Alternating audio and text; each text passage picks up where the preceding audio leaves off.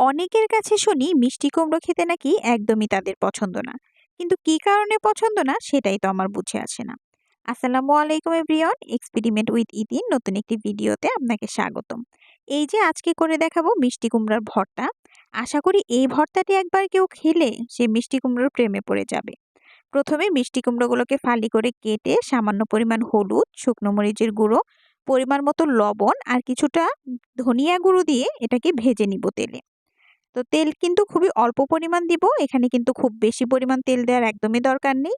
তো আমি এখানে হচ্ছে ঢাকা ছাড়াই এটা ভেজে নিয়েছি। আপনারা চাইলে একটু তাড়াতাড়ি সিদ্ধ হওয়ার জন্য ঢাকা দিয়ে দিতে পারেন।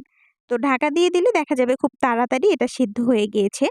তো একটা পাশ আমার যখন ভাজা হয়ে যাবে তখন আমি এই মিষ্টি কুমড়োর ফালিগুলোকে অপর পাশে উল্টিয়ে দিব। তো এটা ভাজা হতে কিন্তু একদমই সময় লাগে না। খুবই অল্প সময়ের মধ্যে কিন্তু এটা ভাজা হয়ে গিয়েছে।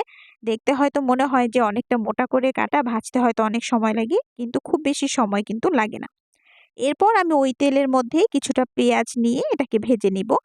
যারা কাঁচা পেঁয়াজ খেতে পছন্দ করেন সেক্ষেত্রে কাঁচা পেঁয়াজও ব্যবহার করতে পারেন।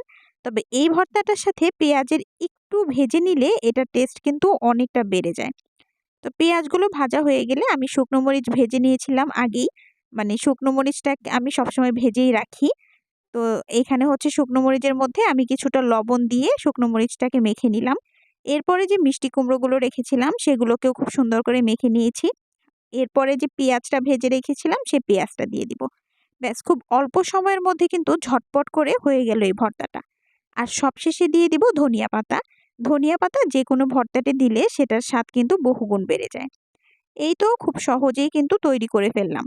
এটা গরম গরম ভাতের সাথে একবার খেয়ে দেখবেন, মিষ্টি কুমড়ো যারা খান না তারাও মিষ্টি কুমড়োর প্রেমে পড়ে যাবেন।